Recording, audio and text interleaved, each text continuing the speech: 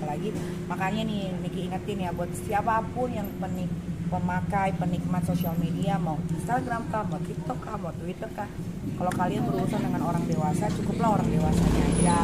Kalau misalkan kalian mau berantem sama saya, kalian mau huru hara sama saya, ya sama sayanya aja, jangan bawa anak saya gitu. Karena kalau udah kerana privacy, private, bawa keluarga, bawa anak, biasanya kalau lagi pikiran lagi tenang, gue nggak bakal ngelaporin. Tapi kalau pikiran gue lagi nggak tenang, itu pasti gue akan cari-cari gitu, mau di akun gosip kek, mau di akun siapa kek, pasti gue cari cup aja gitu kalau gue orangnya.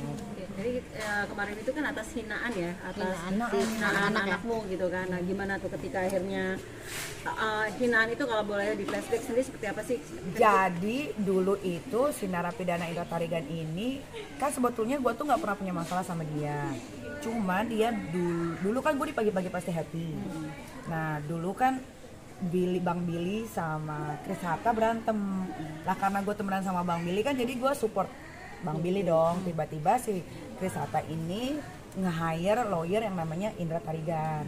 Nah disitulah dia mulai menghajar gue, padahal gue nggak ada salah. Gara-gara gue di pihaknya Bang Billy. Itu proses itu adalah duduk pertama kali gue tahu yang namanya si Indra Tarigan ini. Gitu, nggak tahu kenapa pokoknya gue terus dicecer. Tiba-tiba si Indra Tarigan ini, narapidana ini, dia gabung bersama geng sampah. Gue nggak ngerti tuh gimana cara ngerekrutnya satu sama lain tuh, gue nggak paham. Sampai akhirnya terjadilah nggak tahu pokoknya tiba-tiba dia itu kayak nyerang gue terus, sampai ada laporan polisi di Polda banyak dan akhirnya ditolak karena nggak masuk kan pasalnya. Terus abis itu tiba-tiba dia posting abang gue dulu, abang gue mukanya dicoret-coret gitu kan. Terus abang gue kan waktu itu kan namanya dia kuliah lulus, jadi dia bikin acara sama temen-temennya, dia coret-coret mukanya kayak Joker terus dikatain. Terus abis itu makan nyokap gue juga dikatain.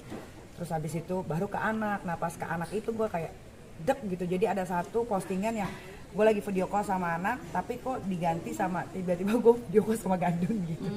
Itu banyak banget deh. Pokoknya terus akhirnya gue berpikir kayak wah ini nggak bener nih, kok dia lawyer tapi kok dia tidak bisa membatasi emosinya gitu.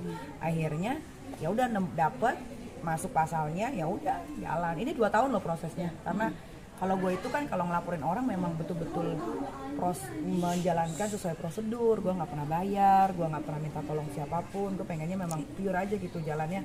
Memang kalau masuk pasalnya ya sudah masuk, walaupun terasa lama 2 tahun, tapi alhamdulillah sekarang mendapatkan hal yang gue memang sepatutnya harusnya memang dihukum bersalah. Dapat keadilan lah. Keadilan. Akhirnya gue mendapatkan keadilan di Republik Indonesia. Gitu.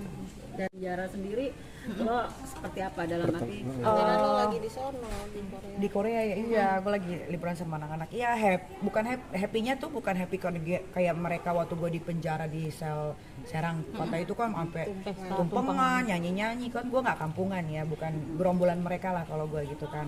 Ya kalau gue ya senangnya karena akhirnya perjuangan gue untuk mendapatkan keadilan di negara ini tuh tidak sia-sia walaupun menunggunya lama gitu. Inilah proses yang benar sebetulnya kalau untuk masalah hukum.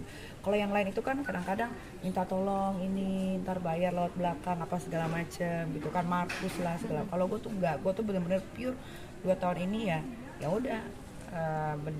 Memang sesuai SOP-nya aja. Dan itu menyakitkan pada saat 2 tahun penantian. Iya, karena kan mereka kan kalau dari geng mereka kan nggak mungkin jalan kasusnya, nggak mungkin ya. Kalau gue ya kita lihat aja nanti endingnya. Kalau mereka itu kan nggak pernah mau sabar sampai ke endingnya, selalunya selalunya mendahului terus kan. Kalau gue kan nggak mau kayak gitu, gue lihat endingnya, dapet ya udah ini prosesnya. Kenapa jadi 2 tahun terasa lama? Karena si narapidana Indra Tarigan ini kan kasasi lagi sampai ke Mahkamah Agung, kasasinya ditolak alhamdulillah, makanya itulah 2 tahun lama. Tapi kan nggak sih Kak, ketika kemarin dia seperti itu dan akhirnya waktu dia ditangkap juga kan sempat ngancam wartawan juga kan, harus nyebarin gue laporin loh ini. Masih ada songongnya ya, padahal ya duit juga nggak ada, tinggal juga masih di tempat kayak begitu ya. Tapi ya itu dia lah, makanya banyak bercermin jadi manusia itu gitu kan. Kadang-kadang kita nggak pernah tahu kan, maksudnya keadaan kita tuh seperti apa gitu kan ya. Sekarang kalau nggak salah dia udah dibotakin ya kalau nggak salah ya karena kan di penjara nggak boleh rambut gondrong. Dan siap bersaksi juga nggak sih Nyai ketika nanti persidangan atau Udah. kelanjutannya mungkin? Udah nggak ada kelanjutan, udah selesai. Udah selesai. Ini udah selesai. Ini tuh Ayo, tinggal bakal dia si narapidana Indra Tarigan ini tinggal menjalankan hukuman yang sudah ditetapkan dari Mahkamah Agung yang kasasi itu. Jadi dia tuh kalah terus jadi udah nggak ada persidangan lagi, udah nggak ada apa-apa lagi. Ini udah selesai, sudah case close, dia tinggal menjalankan hukuman. Pengen biar bagaimanapun kan ya dia manusia kan. Iya. Ya akhirnya dia merasakan bagaimana tinggal di penjara. Penjara yang sebenarnya ya. Kalau Cipinang itu kan udah sebenarnya ya kan. Kalau kemarin itu kan gue cuma titipan gitu kan. Beda gitu kan. Prosedurnya beda, tempatnya beda. Kalau dia kan emang bener-bener apa namanya itu apa sih kalau penjara itu tempat LP ya. Memang lapas lembaga binaan. Memang dia sudah menjadi narapidana yang seutuhnya gitu kan. Itu nggak enak makanannya. Setiap hari makan cadong ya kan.